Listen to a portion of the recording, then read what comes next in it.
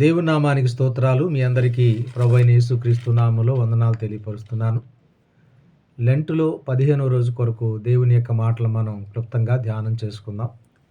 అపోస్తుల కార్యములు 7వ అధ్యాయము 59, 60 వచనాలు మనం చదువుకుందాం.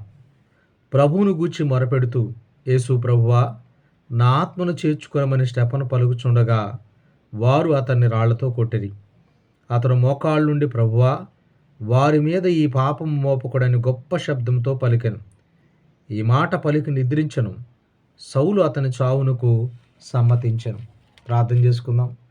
పరిశుద్ధుడైన తండ్రి, వందనాలు. ఈ సమయంలో నాతో మా అందరితో మాట్లాడమని యేసు నామములో అడిగి వేడుకొనుచున్నాం మా తండ్రి. ఆమేన్. క్రీస్తునందు ప్రియమైనటువంటి వాళ్ళారా, ఈరోజు మనం ధ్యానం చేయబోతా ఉన్నటువంటి అంశము, యేసుక్రీస్తు ప్రభువారు చనిపోయి సమాధి చేయబడి పునరుద్ధానుడైన తర్వాత పరిశుద్ధాత్మ దేవుని యొక్క రాక సంఘం మీద బలమైనటువంటి కార్యాలు జరిగిస్తున్నటువంటి సందర్భంలో అనేక మంది దేవుని తట్టు ప్రభు వైపు తిరగటం అనేటువంటి జరుగుతుంది. సంఘము అనేటువంటిది విస్తరించబడతా ఉన్నప్పుడు సంఘంలో అనేకమైనటువంటి సమస్యలు, చిన్న చిన్న సమస్యలు రావటం జరిగింది. కనుక ఈ యొక్క సమస్యలను పరిష్కరించడానికి మరి దైవజనుడైనటువంటి పేతురు, యోహాను, యాకోబు వీరందరూ కూడా ఇక్కడ కొంతమంది పెద్దలను నియమించాలి అనుకున్నటువంటి సందర్భంలో నియమించబడినటువంటి ఒక వ్యక్తి స్టెఫను అనేటువంటి ఒక గొప్ప భక్తుని గురించి ఈరోజు మనం క్లుప్తంగా ధ్యానం చేద్దాం. మీరు గమనించి చూసినప్పుడు ఇక్కడ స్టెఫను కనపరిచినటువంటి భక్తి, ఆయన ప్రభు కొరకు జీవించినటువంటి జీవితం సాక్ష్యం, ఆయన ప్రభువును గమనించినటువంటి విశ్వాసంతో ఆయన ప్రభువును చూసినటువంటి విధానం, ఆయన ప్రార్థించిన విధానం నిజంగా మన జీవితాలకు ఎంతో ప్రోత్సాహకరంగా ఉంటుంది. మీరు ఇక్కడ చూసినప్పుడు పరిచర్యకు నియమించబడ్డాడు ఈయన. ఎంత గొప్ప భాగ్యం మీరు ఆలోచించండి. సంఘములో పరిచర్యకు నియమించబడినటువంటి వ్యక్తుల్లో మనకి ఇక్కడ మొట్టమొదటిగా ఒక వ్యక్తి కనబడతా ఉన్నాడు. అప్పుడప్పుడు సంఘంలో పెద్దలుగా రకరకాలుగా మనం సంఘంలో నియమిస్తూ ఉంటాం. ఇంకా విషయం ఏంటంటే కొన్నిసార్లు సంఘంలో నియమించబడతా ఉంటారు కానీ యేసు ప్రభు వారిని వ్యక్తిగతంగా మాత్రం ఎరిగి ఉండరు. అతను కానీ, అతని కుటుంబం కానీ, బిడ్డలు కానీ యేసు ప్రభు వారిని వ్యక్తిగతంగా ఎరిగి ఉండనటువంటి వ్యక్తుల్ని సంఘంలో నియమించటాన్ని బట్టి సంఘంలో సమస్యలు తలెత్తుతూ ఉంటాయి. ఎందుకంటే ఆత్మ సంబంధమైనటువంటి వ్యక్తులు లేనప్పుడు, ప్రకృతి సంబంధమైనటువంటి మనసు కలిగినటువంటి వాళ్ళు సంఘము యొక్క పరిచర్యకు నియమించబడినప్పుడు ఆ సంఘంలో ఏమవుతూ ఉంటాయంటే ఆత్మ సంబంధమైన విషయాలకు, ప్రకృతి సంబంధమైనటువంటి విషయాలు ఎప్పుడు కూడా ఏం చేస్తూ ఉంటాయంటే ప్రకృతి సంబంధ విషయాలు అడ్డుగా ఉంటూ ఉంటాయి. అది సంఘం యొక్క శ్రేయస్సుకు, అభివృద్ధికి ఎంతో నష్టాన్ని కలిగిస్తూ ఉంటాయి. కాబట్టి భేదాలు ఎందుకు వస్తాయి అంటే ప్రకృతి సంబంధమైన మనుషులు ఎక్కడ ఉంటారో అక్కడ సమస్యలు తలెత్తుతూ ఉంటాయి. కాబట్టి మనం తిమోతికి రాసిన పత్రికలో, తీతుకు రాసిన పత్రికలో సంఘం ఎలా ఉండాలి, నాయకుడు ఎలా ఉండాలి, అతని కుటుంబం ఎలా ఉండాలి, ఆతిథ్యం ఇచ్చే వ్యక్తిగా, ప్రార్థించే వ్యక్తిగా, బిడ్డలను చక్కగా దేవుని మార్గంలో నడిపించేటువంటి వ్యక్తిగా, ప్రభువుని గురించి సాక్ష్యం చెప్పేటువంటి వ్యక్తిగా, ఎవరికన్నా బాధ కలిగితే వెళ్ళి ప్రార్థించేటువంటి వ్యక్తిగా, నూనె రాసి ప్రార్థించే వ్యక్తిగా, మరి పరిచర్యలో సేవకులకు ఎప్పుడు సహకారులుగా ఉండేటువంటి వ్యక్తులుగా మంచి సాక్ష్యాన్ని కలిగి ఉండాలి అనేటువంటిది పెద్దల గురించి మనం చూస్తూ ఉంటాం. అయితే ఇక్కడ మీరు గమనించి చూసినప్పుడు ఈ పరిచర్య చేయటానికి నియమించబడినటువంటి వ్యక్తిలో మనకి స్టెఫన్ ఇక్కడ కనబడతా ఉన్నాడు. ఇక్కడ మీరు గమనించి చూసినప్పుడు ఈరోజు ఈ స్టెఫన్ను ఎంపిక చేయటానికి ఇక్కడ అర్హతలు ఏంటి? పాత నిబంధనలో మీరు చూసినప్పుడు దైవజనుడైన మోషే ప్రజలకి తీర్పులు తీర్చి న్యాయం చెప్పి అలసిపోతా ఉన్నప్పుడు తన వెళ్ళి చెప్తాడు, ఇదిగో నువ్వు ఈ విధంగా కనుక చెప్తే నువ్వు చాలా బాధకి శారీరకంగా, మానసికంగా దెబ్బతింటావు. కాబట్టి కొంతమంది నాయకులను నియమించి వారి ద్వారాగా నువ్వు తీర్పులు చెప్పించు. ఒకవేళ ముఖ్యమైనటువంటివి అయితే అప్పుడు నువ్వు చెప్పి ఒక సలహా చెప్తాడు. వాళ్ళు కూడా దైవభక్తి కలిగిన వాళ్ళు, దేవుని ఆత్మ కలిగి, లేకపోతే లంచగొండులు కానిటువంటి వాళ్ళు, జ్ఞానము కలిగినటువంటి వాళ్ళని నియమించడం జరుగుతుంది. అయితే ఇక్కడ సంఘం, ఈ సంఘానికి పరిచారుగా నియమించబడినటువంటి వ్యక్తులు ఇక్కడ మనకు కనబడతా ఉన్నారు. స్టెఫను, ఫిలిప్పు, ప్రోకురు, నికానోరు, తీమోను, పర్మెనాసు, యూదుల మత ప్రవిష్టుడగు అంతియోకు వాడగు నికోలాసు అనేటువంటి వారు ఇక్కడ ఏర్పాటు చేయబడ్డారు. కాబట్టి వీరందరి మీద అపోస్తులు ఏం చేశారంటే ప్రార్థన చేసి చేతులుంచారు. వీళ్ళు ఎలాంటి వాళ్ళంటే మీరు అక్కడ చూడండి, ఆత్మతోనూ జ్ఞానముతోనూ నిండుకొని మంచి పేరు పొందినటువంటి 7 మనుషులు. ఆత్మతోనూ జ్ఞానముతోనూ నిండినటువంటి వ్యక్తులు, మంచి పేరు కలిగినటువంటి వ్యక్తులు. ఆత్మతో నింపబడినటువంటి వాళ్ళంటే ఎవరండి వీళ్ళు? ఆత్మానుసారమైనటువంటి మనసు కలిగినటువంటి వాళ్ళు, పరిశుద్ధాత్మలో పాలి భాగస్థులైనటువంటి వ్యక్తులు. జ్ఞానం కలిగినటువంటి వాళ్ళంటే ఎవరు? దేవుని గురించినటువంటి జ్ఞానం, సత్యాన్ని గురించి అనుభవపూర్వకమైనటువంటి జ్ఞానం. మంచి పేరు కలిగినటువంటి వాళ్ళు అంటే మంచి సాక్ష్యమును కలిగినటువంటి వ్యక్తులు వీళ్ళు. అన్నిటికన్నా 8వ వచనంలో దేవుని యొక్క కృపను పొందినటువంటి వ్యక్తులు, దేవుని యొక్క కృపను పొందినటువంటి వ్యక్తులు. కాబట్టి ఈ స్టెఫన్లో ఇన్ని లక్షణాలు ఉంటాన్ని బట్టి స్టెఫను ఎంపిక చేయబడ్డాడు. మీరు ఇక్కడ గమనించి చూసినప్పుడు స్టెఫను జ్ఞానముతోనూ ఆత్మతోనూ మంచి పేరు కలిగినటువంటి వ్యక్తి.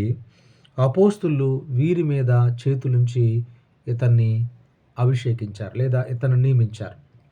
మీరు చూసినప్పుడు 8వ వచనంలో స్టెఫను కృపతో నిండినటువంటి వాడై వారి మధ్య ప్రజల మధ్య మహత్కార్యములను సూచక్రియలను చేయుచు ఉండెను.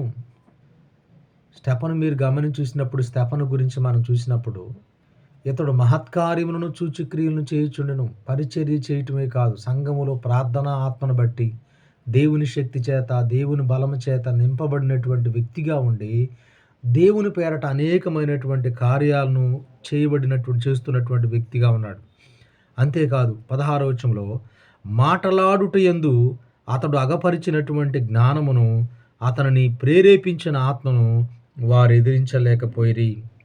ఇతడు పరిచర్య చేస్తున్నప్పుడు అనేక మంది ఇతన్ని ఏం చేశారంటే తిరస్కరించిరి, తర్కించారు ఇతనితో. అలా తర్కించినటువంటి సందర్భంలో అతడు కనపరిచినటువంటి ఆత్మ ఎదుట వారు ఏం చేయబడలేదంటే వాదించలేకపోయిరి, గెలవలేకపోయారు.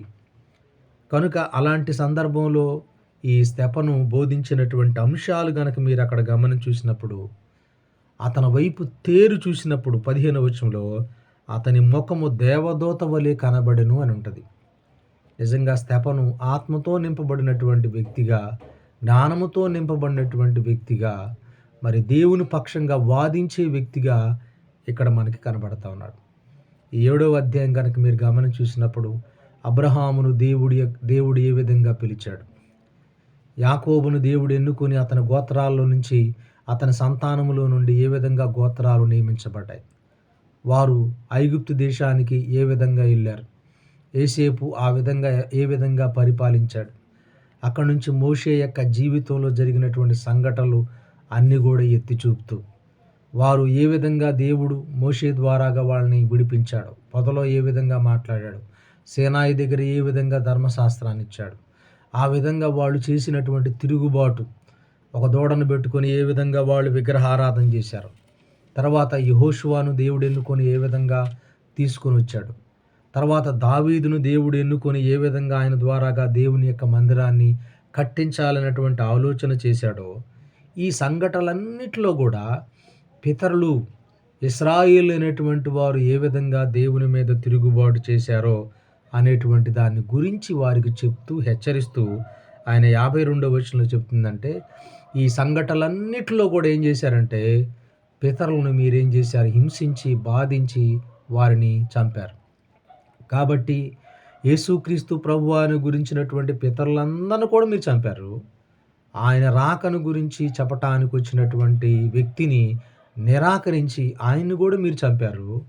అలాగే ప్రభువును కూడా ఏం చేశారంటే మీరు దుష్టుల చేత మీరు హత్య చేయించినటువంటి వారుగా, చంపినటువంటి వ్యక్తులుగా మీరున్నారు అని చెప్పి ఈ మాటలు చెబుతున్నాడు. ఎవరిని? యోహాను, బాప్తీసమిచ్చి యోహాను మీరు చంపారు, యేసు ప్రభు వారిని మీరు చంపారు.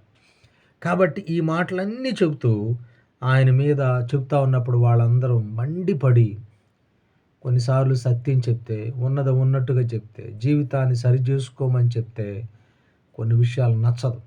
అసహించుకుంటూ ఉంటారు. జ్ఞానం కలిగిన వాడిని గద్దిస్తే వాడు ప్రేమిస్తాడు కానీ మూర్ఖుడిని గద్దిస్తే వాడు అవమానిస్తాడు. కాబట్టి మీరు అక్కడ గమనించి చూసినప్పుడు పందుల ముందు ముత్యాలేస్తే తొక్కేస్తూ ఉంటాయి.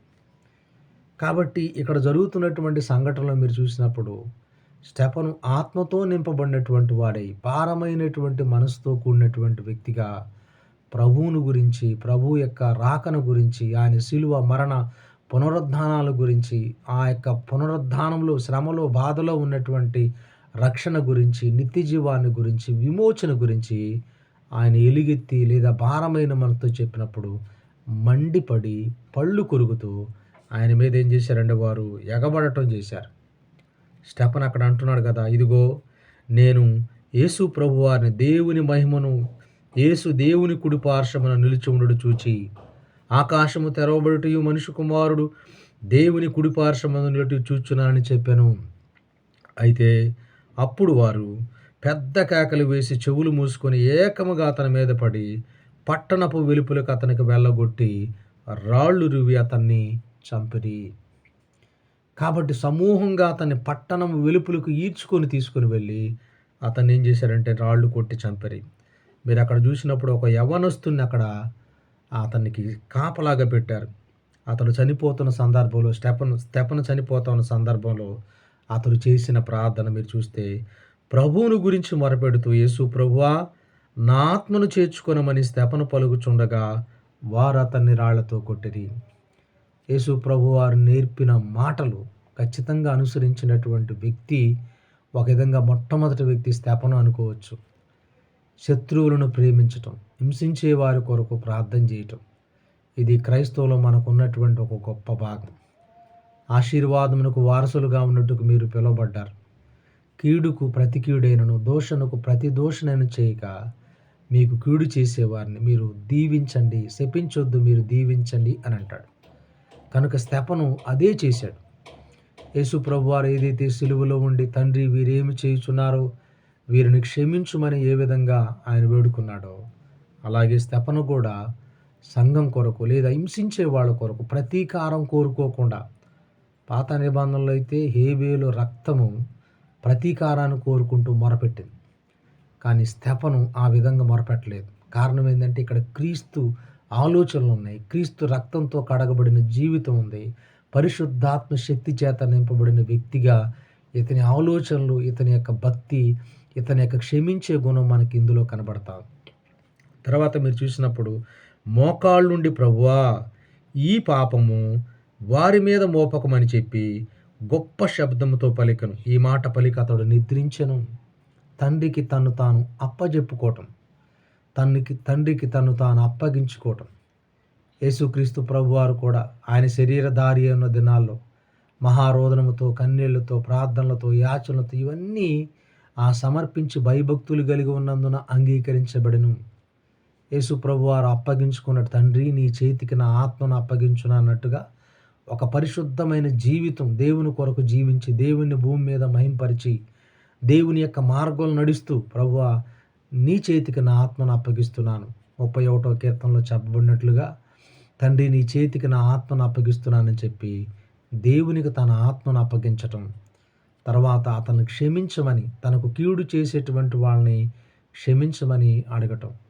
ఈరోజు క్రీస్తునందు ప్రియమైన వాళ్ళారా, దేవుని నమ్మినటువంటి పిల్లలంగా మనం ఆ సంఘంలో పరిచర్యలో ఉన్నటువంటి మనం ఎలాంటి మనస్తత్వాలు కలిగి ఉన్నామో మీరు ఆలోచించండి. ప్రతీకారాన్ని కోరుకునే మనస్తత్వం, బాధ్యత లేనటువంటి మనస్తత్వం, మరి ప్రార్థన పట్ల ఆసక్తి లేనటువంటి మనస్తత్వం, వాక్యం వినటానికి శ్రద్ధ లేని మనస్తత్వం, ఇవన్నీ మన జీవితాల్లో ఉన్నాయా? కాబట్టి మీరు గుర్తుపెట్టుకుని స్టెఫను ఎంత ప్రభువు కొరకు ఆత్మతో నింపబడిన వ్యక్తిగా, జ్ఞానముతో నింపబడిన వ్యక్తిగా, కృప పొందినటువంటి వాడుగా, దేవుని గురించి సాక్ష్యం చెప్పేటువంటి వ్యక్తిగా, తర్వాత అక్కడ మనం గమనించి చూసినప్పుడు అతడు దేవుని మహిమను చూసేటువంటి వ్యక్తిగా, అతడు దేవునికి తను తాను అప్పగించుకునేటువంటి వ్యక్తిగా, దేవుళ్ళు ఉంటే అతడు క్షమించే మనస్తత్వాన్ని కలిగి ఉన్నట్లుగా ఇక్కడ మనకు కనబడతాం. కనుక మనం ఎలా ఉన్నామనేది మనల్ని మనం ప్రశ్నించుకొని, క్రీస్తు యేసు కలిగినటువంటి మనసు కలిగి ఉన్నాడు, మనం కూడా అట్టి మనసును కలిగి ప్రభువులో నడుద్దాం. అట్టి కృప దేవుడు మనందరికీ అనుగ్రహించును కాక.